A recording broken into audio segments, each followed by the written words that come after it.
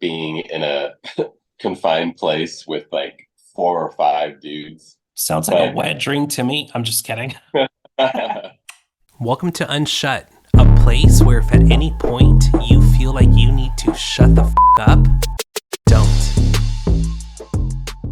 Can you guys still hear me? how's it going, Mo? Awesome. I'm doing good. How's your guys' Monday going so far? Not bad, not bad. Pretty good. Good. I appreciate you guys making the time for me today. Of course.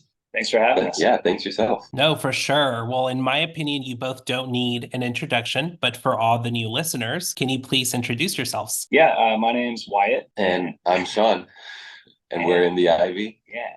and I do all the synths, backup vocals, and bass live. And Wyatt, And I just look pretty kidding. No, I sing and play guitar.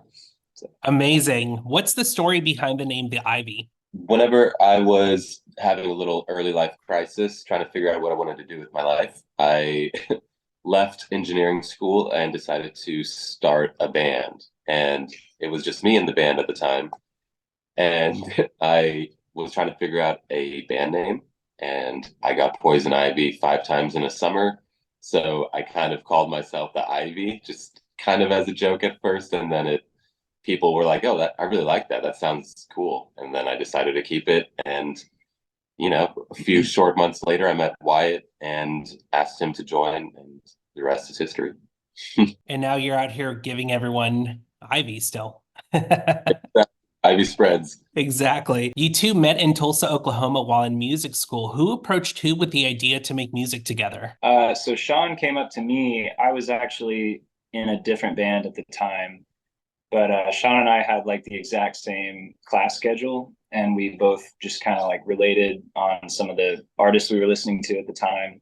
And he was like, "Wait, you're a singer? Like, do you want to try to mess around with some stuff?" And I was like, "Sure." And our school every year put on this music festival called the Metro Music Fest in Oklahoma City. And he was like, "Man, I really want to play this, but I don't have a singer." And it started out, I was kind of like, "Yeah, man, I'll play like one show, I'll give it a try." And then from there, it kind of like my other band was kind of like on the rocks a little bit. So gradually I just kept playing with them, and then turned into what we are now. Shawn, at any point were you like, let me try to do this by myself, and then heard yourself back and were like, yeah, no, I'm not singing on this? Yeah, that's how whenever I started the Ivy, it was just me. And it's funny because I was on Craigslist with ads trying to find fellow musicians, and they kept coming and going and coming and going. And so finally I just released some old music. I hope no one finds it, but I was the one singing on that. I'll send you a link. No. Early I days. This is 2015, and I hadn't yet met Wyatt, so I was just recording and singing myself. And then whenever I met Wyatt, I said, "Hey, why don't you sing these songs?" And then it ended up just being us rewriting or writing all new material and removing the stuff that Wyatt wasn't a part of. So, That's yeah. amazing. Congrats on the new album, by the way. A Door is Still Open. Can you give us a little backstory on how this album got its title? Yeah. Well, I think for the past few years, Shawn and I both have, well, I can speak for myself, but like been in kind of a process of like leaving some old things behind as far as like belief systems and, ways of thinking about myself and the world and all that stuff.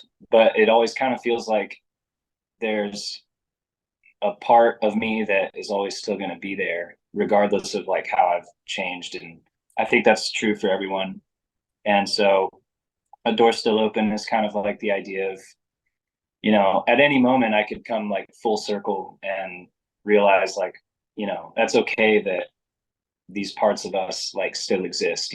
So that's like a roundabout kind of way of explaining it, I guess. And there's a song called A Door Still Open, which is kind of specifically touching on some of that stuff as far as like leaving things behind and shedding old beliefs and things like that. So I absolutely love that. I know this album was influenced by the time you spent together in Mexico. What would you say the sound be if you had a writing session in a place without a beach and it was a little colder?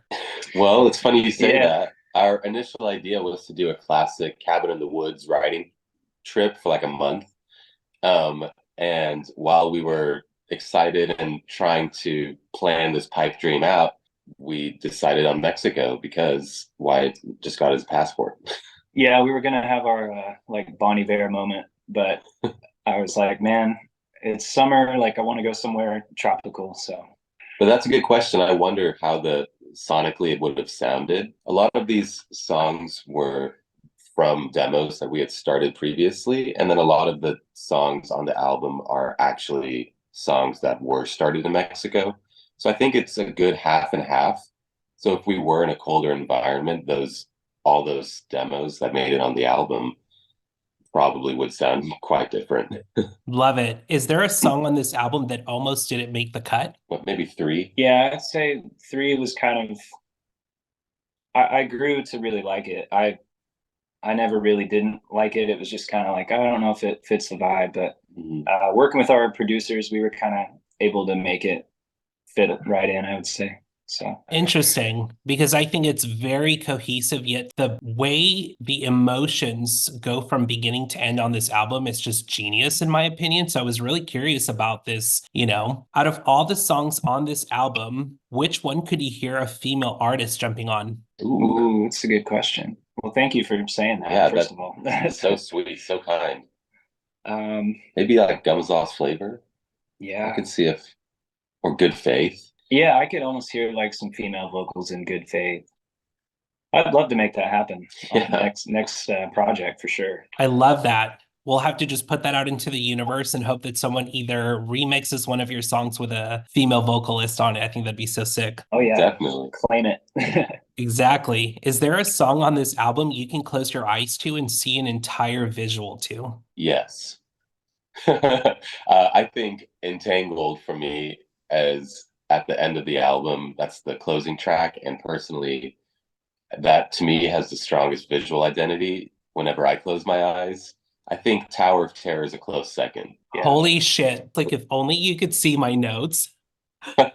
Those are two that I have on here in regards to having a very visual experience, which I'll share with you in a little bit. But Wyatt, I'm curious as to what would be yours. Man, I would say there's a song "Stop on a Dime" because at the end I just picture it like it kind of turns into a totally different song for me, and yeah, I'm just picturing like all of a sudden you're in this dark, kind of tunnel-like atmosphere of just like random sounds and chaos. Yeah, so I'd say yeah, "Stop on a Dime" for me. Well, I just took a screenshot of my notes, which I'll send over to Amanda later because those are the three I have on my list. Oh So, wow, so either hell you yeah. guys are fucking witches or this was just truly meant to be. Exactly. You never know. Exactly. I had Entangled on repeat, and before I even paid attention to the lyrics, I found myself getting lost in the sound. It was like being in a trance that was calm yet loaded with emotions. When's the last time you had a song on repeat and just got lost in it? Oh, what's that song by Wishy? Oh yeah, "Too True" by Wishy. That would be mine. And yeah, I've been into a lot of those kind of shoegazy artists lately. But yeah, Wishy, shout out Kevin Crowder, and Hotline TNT. I Thought You'd Change Your Mind by Hotline TNT is another big one for me. Like, it's embarrassing how many times I've played those two songs. Man. I think something that kind of fits that vibe of just listening to a song for the vibe or for the mood of it. Uh, it's popular these days, kind of the Fred Again feel, but there's a song called How It Feels by Barry Can't Swim, and it's a more like EDM vibe, but it's definitely one of those songs that and like Berlioz, who's kind of like a jazz fusion electronic artist. I just repeat those songs because the vibe is really good. I love it. Stop on a Dime and Tower of Terror are also two of my favorites on this album. If you can pick one song you're most excited to play live, which one would it be? The "Stop on a Dime" for Yeah. sure. Yeah. I don't know how we're gonna do it. We've kind of been just cycling back and forth between ideas, but yeah, because it's such a stark contrast, like the beginning to that like outro section. So we're kind of hashing that out right now. But I'm excited. It's Mhm. going to be a fun challenge. Entangled as well is what I was going to add. Oh yeah, That's going to be a great moment in the set. Is that like a very lengthy process for you guys trying to figure out the order of which songs are going to be performed? Set list order, it's always been one of my favorite parts of coming up with the live show. And it usually comes pretty naturally, I would say. Like in terms of which song goes where, we try and make it make sense. Yeah. I love that. I noticed that in a recent interview, you guys talked about like, being very mindful of the fact that people are paying to come see you. And I thought that was so refreshing because it's more than just putting on a show. There's so much thought and passion that goes behind it. And I appreciated that from you guys. Thank you. I appreciate that. I'm glad you read that in an interview. Yeah, thanks. It definitely means a lot when someone pays $10 or $20 to come see us. It's something to be mindful of for sure. Absolutely. In my opinion, you both have mastered the sound of nostalgia with a timeless twist to it. It's nostalgic in a way you can't pinpoint because it's not the obvious retro sound, if that makes any sense. What is something nostalgic for you? I don't know, I'm inspired by I've been seeing a lot of those like liminal space TikToks. I don't know if you've seen those, or like the backroom stuff. And I'm just like, that feeling that it makes me feel is just like, man, I want to like capture that in a song, because it just reminds me of, I found my dad's old camcorder a couple weeks ago, and I was going through, like, he still had the old tapes in the bag. And so I tossed them in and I just sat for like 2 hours and watched like my home videos. And it was just like a ethereal, like transcendent feeling because I was like, man, this is never going to happen again. But I'm so glad, like, I still get to revisit this. Yeah. So yeah, that'd be it for me. Jumping off that, I would say, honestly, home videos are the epitome of nostalgia. I remember being 8 or 7 years old and watching videos of me as like a 5-year-old. And it was only like 2 years apart, but watching it on this camcorder as a little kid, that feeling, it was like a mixture of like happiness and sadness. Oh yeah. That has always stayed true anytime I watch an old video. And I would love to think that our music is able to encapsulate like kind of like a happy, sad sounding like song. I love that feeling. Would you say that that also could have been a little bit of foreshadowing? I mean, here you are making music, being interviewed, being in front of cameras. So at 7 years old, do you think that that was almost foreshadowing what your career would be? I mean, you were watching yourself at 7. Well, I maybe it probably was, but I think most people watch videos of themselves when they're like growing up. And so I think kind of it's more of a testament to this generation, like, and like how stark the difference is from 2001, probably when I was watching this, or 2000 to 2021 or 2024, where we are now. Now everyone is going to grow up having so many videos of them on their parents' Instagram or their parents' Facebook, social media. And I've always wondered how different that will be for those kids. Interesting. I never thought about that. Yeah. Yeah, we'll have to wait and see how that pans out. Yeah, for sure. I mean, I know like I watch so many videos of me and I'm like, those ever make it online, I'm fucking killing someone. There's no way I want to see it again. Oh, yeah. You two obviously spend a lot of time together. What is something you both enjoy doing apart without one another? I started painting recently, and I have no idea what I'm doing. I just start throwing shit on the canvas and seeing what happens, and then I put them in frames, and I'm just like, yeah, this is cool. Just another type of art, I guess. Yeah. I like, I take showers without Shawn. I brush my teeth without Shawn. Well, I think just locking into my computer and learning any new skill, I think is so fun. Like anything to do with the Adobe suite, whether it's video or illustration or photo editing, but also like, I don't know, you can just fall down a YouTube hole and learn 4 new things by the end of the week. And that's probably one of my favorite pastimes. If I had a whole week just completely alone to myself in solitude, I'd probably spend half of it on YouTube. Well, I mean, when's the last time you both felt like, holy shit, we've been creatively bouncing off of each other for so long? Like, we need some time apart. I mean, it's definitely not a negative thing, right? Like, it's healthy to keep also your true identity and then come back together and create magic. But when's the last time you both felt like, let's take some time? For me, it's usually following a tour. And I think it's less so the creative bounce back and more so just being in a confined place with like 4 or 5 dudes for like weeks on end. You come back and you just need a day to yourself. Sounds like a wet dream to me. I'm just kidding. Exactly. No, yeah, same for me. Van life can be tough. I love it, but yeah, you need a break afterwards. But yeah, like Shawn and I actually we didn't live together until about 2 years ago. Well, we did in college, but I lived in OKC for like 5 years. And so it was almost kind of the opposite of that. Like every time he would come to OKC, I'm like, all right, we got to really like take advantage of this time. But then like once I moved in with him here in Tulsa, like, yeah, those moments came a lot more, I guess. Not in like a bad way, not like It's fucking leave me alone. But like we got all the time in the world. yeah. Well, I think people have like this idea that's like you need to have your time apart, but I find that in my partner as well. Like we've been together for a really long time and we do business together, we creatively do things together. And really, it's like sometimes not needing that time apart is also healthy because when you find your match and whether it's, romantic or a friendship, it's like you can't explain it. It was just simply meant to be, and that's good. Absolutely. Mhm. Based on some Instagram research, I've created a couple of titles for you to pick out of to name a song or name an album after. Wyatt, I'll start with you. Are you ready? I think so.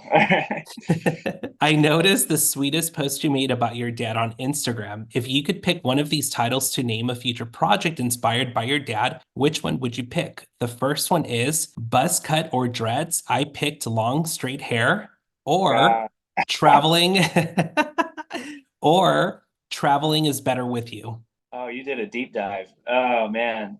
Definitely the buzz cut or dreads. I think my dad, yeah, he would get a kick out of that. I did. Let me tell you guys, like, I've been so looking forward to this episode with you guys because, fun story, I usually don't do deep dives into artists that I really like. But what I do is, and this was even prior to doing the podcast, I had a playlist where I would put new music that I would discover, just put it on a random playlist and just, it was my random playlist. Well, fast forward to a long while later, when I started the podcast, I said, I'm going to hit this shit on shuffle. Whoever comes up today is who I'm going to reach out to. And so you guys were one of the first few that I'm like, okay, Oh, I've got to shoot my shot. So, yes. oh, that's incredible. So this Instagram deep dive literally is just recent. I'm not a fucking creeper. I didn't stalk your lives before. Shawn, congrats on your recent engagement. To celebrate this new era, which one would you pick? Are you ready? Uh-huh. The first one is No Way or Stiffed Fingers. uh, let's say I would do stiff fingers. Do you understand the reference of No Way, by the way? Oh yeah, for sure. She said no way 10 times in a row. Yeah. Got a Big, classic hardwire. yeah, big congrats on that, by the way. I thought that was so Thank, sweet. thank you. I appreciate it. I can't wait. She's the best. Are you guys going to be like super corny and play your music at your wedding, or is that just so cringy? Yeah, I definitely will not. Um, I think, I'm gonna hijack the speakers. Hell well, yeah. fun fact, I have been one of my side hustles since 2018 to make extra money has been DJing weddings on the weekend. And I've been in the industry of wedding DJs for quite a few years now. So I'm not gonna have a DJ at my wedding. I'm just gonna create my own Spotify playlist and have Wyatt or no, just have some friends grab the mic and tell people what to do. But definitely not having a wedding DJ or a wedding band. That's amazing. I feel like that's definitely going to come to an end. There's no way you're going to have time for those side gigs ever again. So, Oh yeah. You're known for your pop, alternative rock, and R&B influences, which, by the way, you do great at. I remember the feeling of being called a poser because I was a gay choreographer who loved all types of rock music, pop music, hip hop music, just to name a few. Would you ever play at an event catered to posers like me who like all types of music? Oh yeah, Yeah. posers are welcome. You know, we're very pro poser in this household. Dude, yeah. Like last year, we were on a bill with Grayscale and Garden and Bearings, and then us. And so one of them was more of a uh, like a SoundCloud sad boy music, and then one was more like the Killers indie rock, and then one was more like pop punk Canada Blink-182 throwback. So the amount of people that had, or the amount of diversity in that crowd was incredible. Yeah, It was awesome. It was really cool to play. surprising amount of fan crossover too. Like on its face, the bill like didn't make a lot of sense in my opinion, but like meeting people afterwards, they were like, I would have never thought to listen to you guys, but like I'm so glad I found you, and like that was a big surprise for us for sure. So yeah, I mean we love, you know, variety. Yeah. Was there ever a moment prior to releasing music where you guys wanted to have a nostalgic sound, or did that just happen organically? That happened organically. I don't think, at least in my recollection, I remember we would pretty much just write songs that we enjoyed. And then about a year after we were releasing music, people kept referring to us as 80s sounding. And oh, you guys, your music sounds so 80s or so nostalgic. And that's not until we heard that we really started, I would say, I don't even want to say leaning into it, but just kind of recognizing, oh, if I have a really crunchy synth pad with this style guitar and drums, then it's gonna sound 80s. Or if you do this, then it's gonna sound more uh, 90s with this chord structure. Or what do you Yeah. think? Yeah, I think it started to be more intentional, I guess. I think, yeah, the 80s thing in the beginning for sure, it was like something that, like, I grew up listening to 80s music and then it didn't even really click for me that that's like kind of what we sounded like. Um, and then, like, recently, I think we've kind of gotten away from the 80s thing quite a bit, but it's still, yeah, trying to capture that like nostalgic feeling in a different way, maybe with like different sounds or even like with a lyric or something. So, but yeah, I think there's always going to be that component to it for sure. Mm-hmm. Do you guys feel like you're creating your own genre? Because when I hear back even some of your older stuff, I'm like, there is a little bit of an 80 mix to it, but I think this is why the only way I could describe it was nostalgic with a timeless twist to it, because there's no really pinpoint to like, that's what sounds nostalgic, you know? I don't know. Have you guys seen that trend on TikTok where they do like this nostalgic sound of the 90s and it's just so nostalgic, but it's obvious it's from the 90s, right? Yeah. Mm-hmm. So Yeah.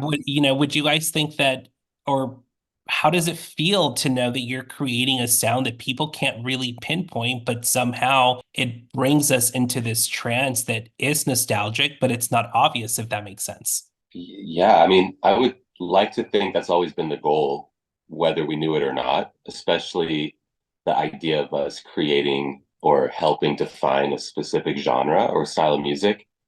Um, I love emotional songs. So if the emotion in our songs represents nostalgia, then I think that we're nailing it on the head.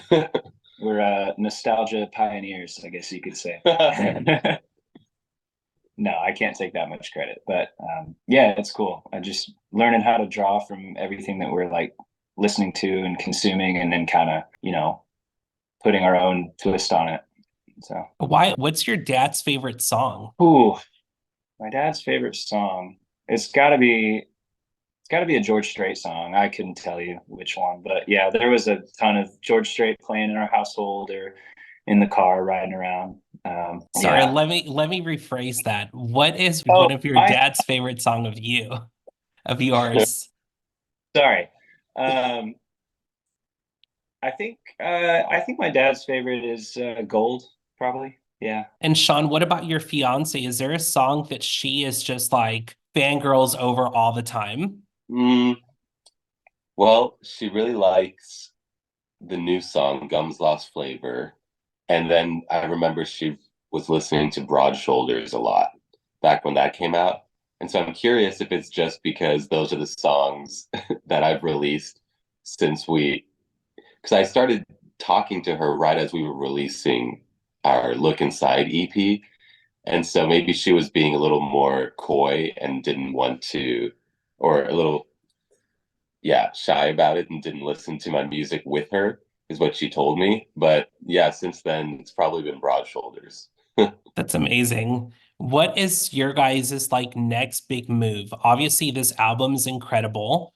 Obviously, there will be more live shows, but what is something out of this world that it's even maybe a little bit hard to think that it could be a reality for you guys? But for me, it's definitely not because I believe in you. I believe in your music. But what's something so out there that you guys are like, let's put it into action? I think definitely one of my top goals is to be like in the first three lines of a festival headline. That's, yeah, dream goals. Mhm. Definitely festival, and definitely it's I would say a bus tour. I would love to be able to tour on a tour bus. Once I do that, I've pretty much fulfilled my childhood dream. Oh yeah, bus tour for sure. What would be Yeah. a must have on that bus? Pita chips and hummus. Oh, yeah, And maybe like probably some LaCroix. Um, I'd bring my Switch, play some games. yeah. Dang, your fiance and your dad are like, what about us? Oh well, yeah. Yeah, maybe someday when we can have. Yeah, I mean, Sorry, we don't have room. There's too many pita chips. yeah. If people were an option, that would be a different a different story. Yeah, I don't know if I'm looking forward to sleeping on a tour bus, but Yeah, I've heard it's not the best. You're young enough, you can handle it. That's exactly. Yeah, sure.